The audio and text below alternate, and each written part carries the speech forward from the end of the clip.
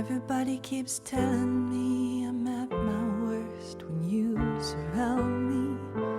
I give in, you bring me down. Really, it tells my personal journey, because the main thing that has always held me back in life is me.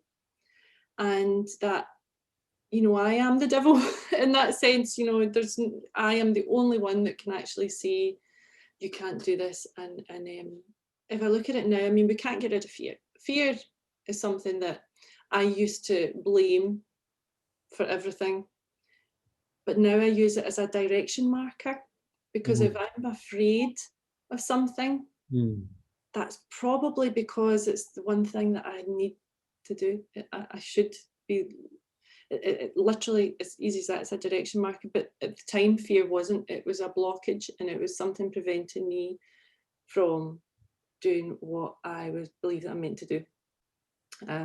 It's a funny thing. Yeah, it's a funny thing, fear, isn't it? Because you do need a bit of it, otherwise you do terrible things. So it's like it's almost something you can embrace sometimes, you know, rather than it stop you doing things, you know. So this is not breaking up with fear in general. This is me breaking up with the debilitating fear. Yes. And it's a personal song, it's a personal journey. But having spoken to so many people, particularly at the TEDx talk when I spoke about fear and breakup song, the number of people that come up to you at the end of a live event, TEDx in particular, and tell you that fear, that song is about them. That's where they are. And they're now, it's almost like that little window has been opened, you know, the light has been switched on, an Oprah aha moment, that they've thought, geez, oh, you know, yeah, what is it I'm more afraid of? Is it fear of failure or fear of success? And how that agitation, that fear is something that's always going to be inside you unless you do something about it. Yeah. And so embracing it and recognizing it and using it as a direction mark yes, is what that song is all about. Now I have the wisdom now of thinking back. When I wrote it, I had enough of fear, and I was ready. 17 years after writing my first song, that's how long it took, but I was ready then to say, these are not songs that should only be heard by me. These are songs that have their own purpose. It's just interesting having this chat with you, because I think the huge amount of things that go into making a record, the journey in the writing, finding people to work with, the process, everything. It's quite a lot to learn, I suppose, if you've not done it before, but you know how to do it now. So it's exciting to see what you do next, you know. I thought you went into the recording studio, the musicians turned up, everybody knew your songs, and the photographer was there with your created artwork. They gave you a barcode and all that when you left the studio a day later, and there you go, you had an album, everybody bought it, and that was it.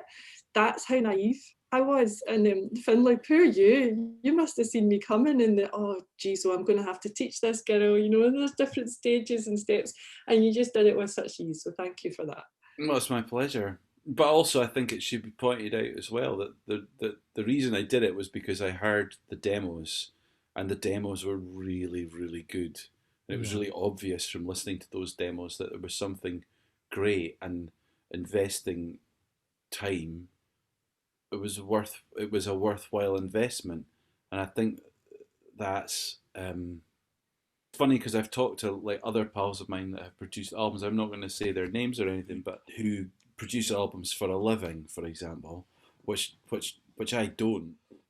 And just like some of the things that they have to produce, they don't actually enjoy what they're doing. Whereas I had loads of fun. Like I was like, this is great, and I guess I'm lucky to be in a position where the first thing that's produced that isn't my own was actually something that I was totally into, you know. Yeah. And to hear those like I just remember going, like I think you sent me the thing, and I was listening to an audiobook, and I was like, oh, I'll just have a quick listen and see what she does, and putting it on in the car and be like, fucking hell, this is really good, you know, and going, this is really exciting. That was fantastic. So what next for you, Elaine? you've got a sing. You just to commemorate the album's first birthday, you've done a really fantastic new mix of this, which you got its first play last night, didn't it? Which is a lovely way to sort of. It's a great. It made me think that I haven't ever really celebrated first birthdays of records very much, but you're doing a thing for Fallen Angels, an online gig.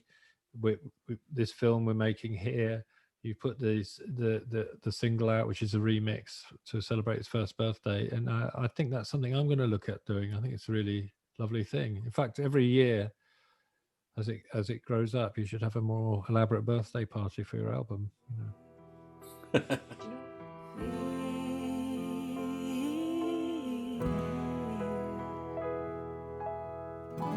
This is our breakup song.